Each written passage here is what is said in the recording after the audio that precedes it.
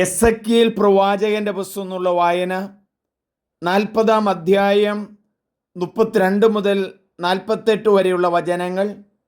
ഭാഗം 3. ലേവി പുത്രന്മാർ കർത്താവിന് ശുശ്രൂഷ ചെയ്യണം.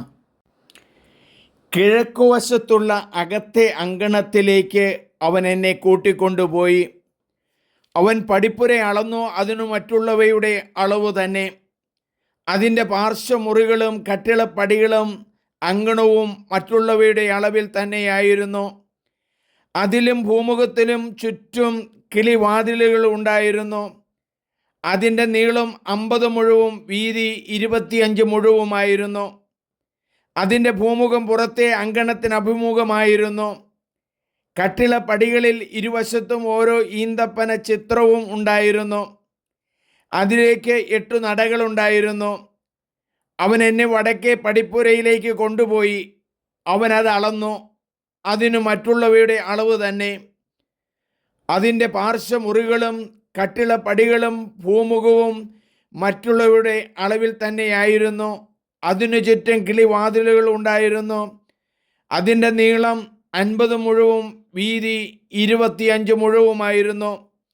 അതിൻ്റെ ഭൂമുഖം പുറത്തെ അങ്കണത്തിന് അഭിമുഖമായിരുന്നു. കട്ടിളപ്പടികളിൽ ഇരുവശത്തും ഓരോ ഈന്തപ്പന ചിത്രമുണ്ടായിരുന്നു. അതിലേക്ക് 8 പടികളുണ്ടായിരുന്നു. അവിടെ പടിപ്പുരയുടെ ഭൂമുഖത്തിൽ ഒരു മുറിയും അതിന് വാതിലുമുണ്ടായിരുന്നു. ദഹനബലിക്കുള്ള വസ്തു അവിടെയാണ് കഴുകേണ്ടിയിരുന്നത്. ദഹനബലിക്കും പാപപരിഹാര ബലിക്കും പ്രായശ്ചിത്ത ബലിക്കുമുള്ള മൃഗങ്ങളെ കൊല്ലുന്നതിന് പടിപ്പുരയുടെ ഭൂമുഖത്തിൽ ഇരുവശത്തും ഓരോ മേശയുണ്ടായിരുന്നു. വടക്കേ പടിപ്പുരയുടെ വാതിൽക്കൽ ഭൂമുഖത്തിന് പുറത്തായി 2 മേശയുണ്ടായിരുന്നു.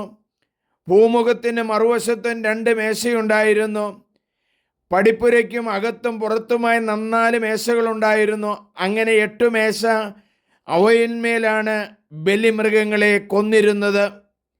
ദഹനബലിക്ക് വേണ്ടി കല്ലിൽ കൊത്തിയെടുത്ത 1.5 മുഴം നീളവും 1.5 മുഴം വീതിയും 1 മുഴം ഉയരവുമുള്ള 4 മേശകളുണ്ടായിരുന്നു. ദഹനബലിക്കും മറ്റു ബലികൾക്കുമുള്ള മൃഗങ്ങളെ കൊല്ലുന്നതിന് ഉപയോഗിച്ചിരുന്ന ഉപകരണങ്ങളും അവയിലാണ് വച്ചിരുന്നത്.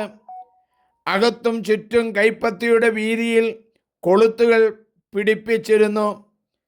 മേശപ്പുറത്താണ് ബലിക്കുള്ള മാംസം വച്ചിരുന്നത്.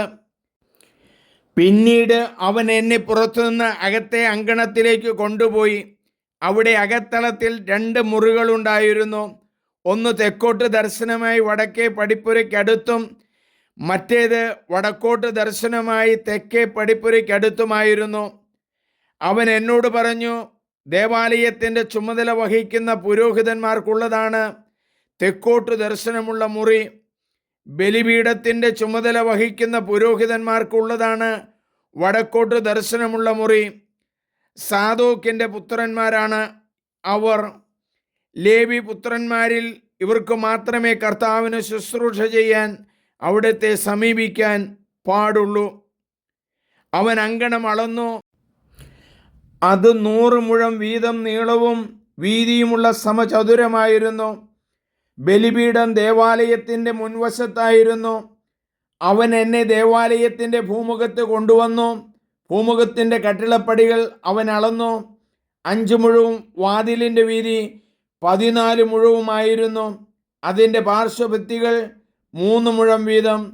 ഭൂമുഖത്തിൻ്റെ നീളം 20 മുഴവും വീതി 12 മുഴവുമായിരുന്നു. അതിലേക്ക് 10 പടികളും കട്ടിളപ്പടികളും ഇരുവശത്തും തൂണുകളും ഉണ്ടായിരുന്നു. നമുക്ക് പ്രാർത്ഥിക്കാം. ദൈവമേ, ദേവാലയം പുതുക്കി പണിയുവാൻ ആവശ്യമായ ദർശനങ്ങൾ എസെക്കിയേൽ പ്രവാചകന് നൽകുന്നതിന് നന്ദി പറയുന്നു. ദേവാലയ ശുശ്രൂഷയ്ക്കായി ലേവ്യരെ തിരഞ്ഞെടുത്തിരുന്നല്ലോ.